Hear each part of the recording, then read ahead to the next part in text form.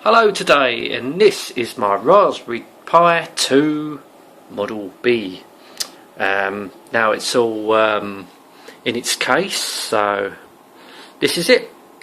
A little tiny computer. So we put, have you seen my other video when I did sort of unboxing and just a review on the thing itself? This is the second part, really. No, it's the first part, I don't know. Anyway, let's get on with it. So we got 4 USB at the front with the Ethernet. So round the side we have speaker jack or headphone jack, HDMI. I don't know if this produces any sounds through the HDMI. I'm not too sure about that. And here we have the power cable, which is micro USB, what you would plug into a phone, like a Samsung or a Nokia, whatever. And around the back, there's nothing really here.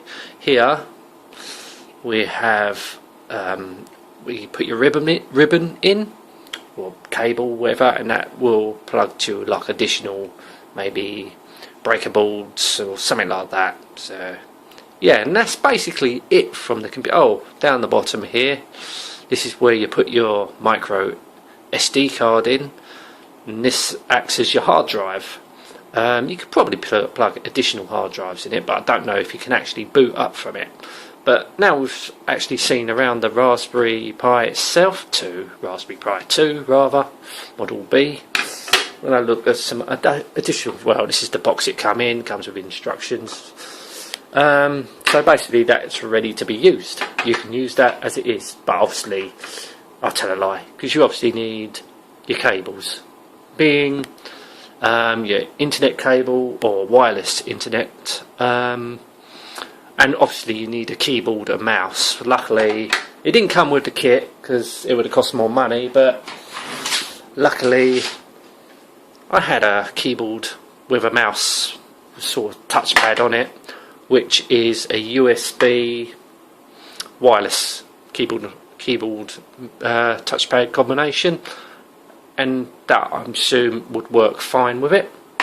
Well, it does work fine. It should work fine. Well, bloody better do. So that's that. So all we need to do, I've got internet, so I can just connect the cable straight to it. It's for, you know, it's more convenient. So just plug the wireless wireless keyboard combination dongle into it, plus the power lead, power system, which is basically a Nokia or a Samsung charger. If you see them, micro USB there, so that just plugs in and that powers the machine. Obviously you need a HDMI cable. It's only HDMI only, so you do need a HD TV or monitor for this to work, or maybe a converter so you can plug it into VGA, like from HDMI to VGA. Don't know if that works. Hopefully, well, I don't know, don't care, because I'll be trying it through my TV anyway when I set it up. Yeah, so we got this. You don't have to use this. This is just additional for the breaker boards if you want to do your circuitry programs, LEDs. This don't need that. That's just a case, a big, where the little micro SD goes into the big SD if you want to use it on a computer, whatever. We don't need that. Also come with a wireless internet dongle, wireless Wi-Fi dongle, whatever you want to call it. But we won't be using that at the moment. Plus it came with an HDMI cable and this USB cable with 4 of them things, which I don't know what it does actually, but it was all part of my starter kit. The only thing it didn't come with was the keyboard, but I could have paid a little bit more and got a keyboard, but I didn't see the point because I've already got one. So the next phase of the video will be switching it on, testing it, and obviously see what it does, installing operating system. Obviously it's Linux, not Windows, of course. But I'd say it's a nice little thing. It's pretty light, to be honest with you. It's going to be interesting. I know that. I know it's not going to be as powerful as a PC. People ask me, what was the point of buying it? And my answer will be, because it was different. It's something, you know, something to learn with. You know, for you know, the unit itself, just on its own, without a case or anything else, costs 30 quid. So let's see what 30 quid's worth of computer actually does. As we're going to pause the video and get on to the next step.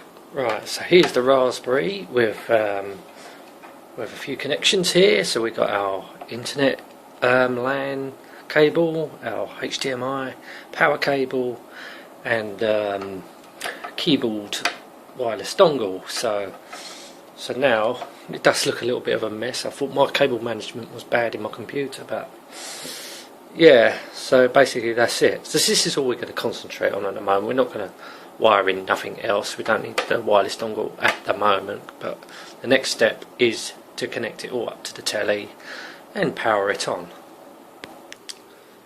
Right, we've got it all connected up down here. You can tell how tiny it is to our TV.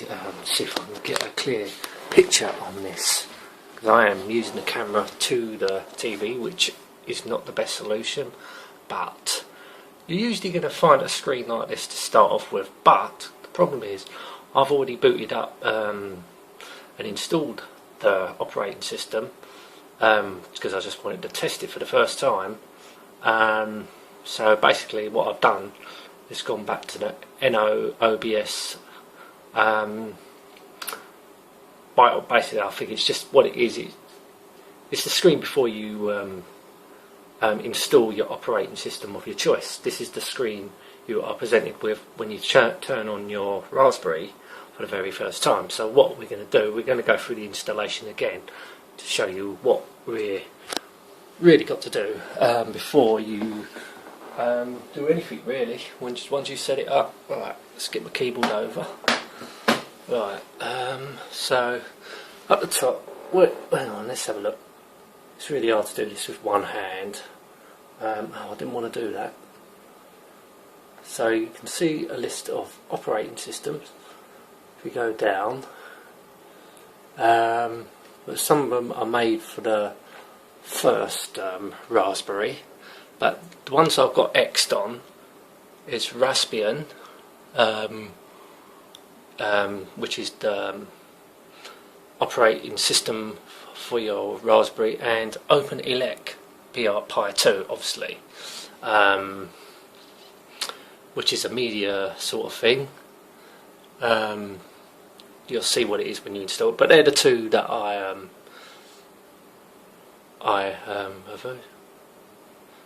don't know. Anyway, just do what I do. Just click on Raspbian, and where it says recommended, that's what you install, and OpenELEC. You don't need to install anything else. But that's what I'm going to do. Go through it all again. So you go install, which is up there. Yeah, it'll overwrite your SD card. Because when you buy it, there we go, it starts to install. But when you buy the Raspberry for the first time, if you get the one where it comes with the SD card, it'll have that no BIOS or whatever it's called already installed. So if you haven't, you have to go to their website and install that NO OBS. Oh no, boo! I don't know. That's what it is. Right. So now it's installing. It'll take about 10 minutes to install, so I will be pausing the video. But when it's installed, yeah, as I say, Raspbian is a free operating system.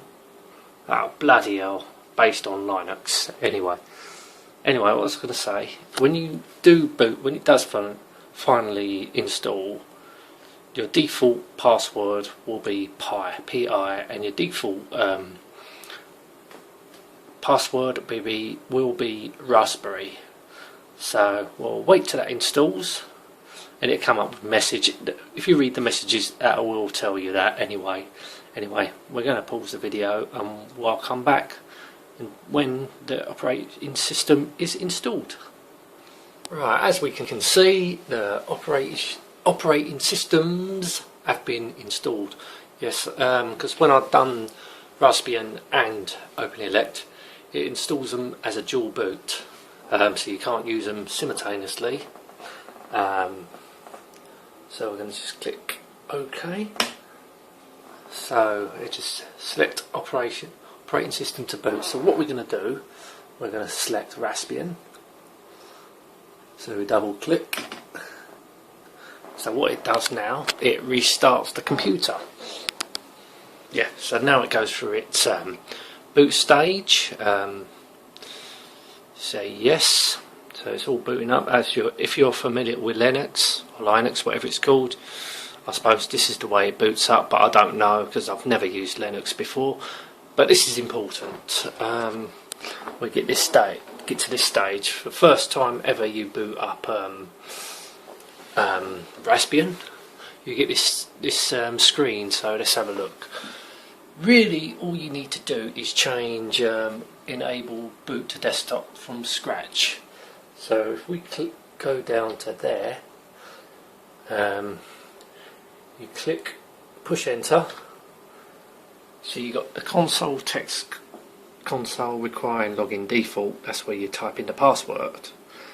But if you go to desktop log in as user pi graphical desktop, that's what you need to do. So we click that. Start from scratch. Start from scratch program environment upon boot.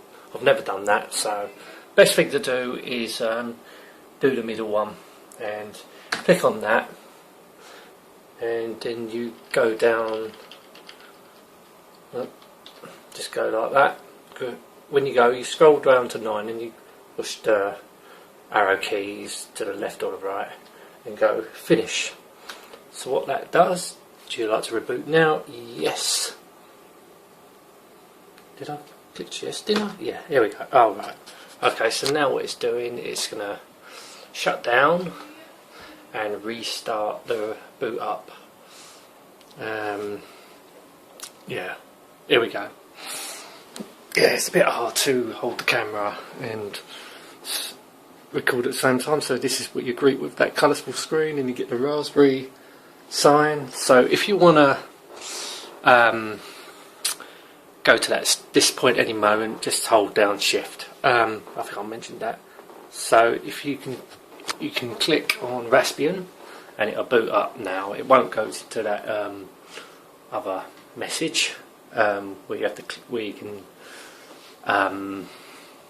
select if you want to boot up into whatever, that screen that we saw before. It won't do that now. It'll just boot into Windows, Linux, Raspbian, whatever you want to say, not Windows. But interestingly enough, talking about Windows, there is a Windows 10 version coming out for Raspberry. That'd be interesting to get. I don't know if you'll have to pay for that or what. No, in Microsoft you would. Right, so this is what we're greeted with now. So basically it looks, I don't know, I've never used Linux, so I don't know what it does, but it looks similar to Windows. So here we go. So the thing's all at the top. I'm so used to Windows. So here we go. If you go to menu, we get programming, internet. So you can go online, games and accessories. We're not going to go into it. This is just basically just showing you basically. We're going to go, so we get programming, Python 2, Python 3. I think that's where you can do all your circuitry and all that. Internet. So let's just go a web browser and see how good it is on the internet. Not bloody quick, is it? There we go. I don't know what it's using actually. So let's just type in, I don't know, www. Let's go to Amazon. Just thought I was doing co.uk. Let's see how it copes with it on the internet. Looks pretty good. I won't go. So it works on the internet. It looks pretty good. So we just click off that. 14:59. The clock's wrong. It's actually 3:59. So I'll have to sort that clock out.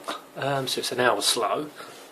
See what else it's got. That's obviously a wastebasket. So what's all these drawers? Is this like? I suppose this is like. I don't know where you access your drives though. That's the thing. So okay, seems a little bit like Windows. It's just a matter of getting used to it. Yeah, I'm really happy with it. For a low-cost computer, it's pretty good. So there you have it.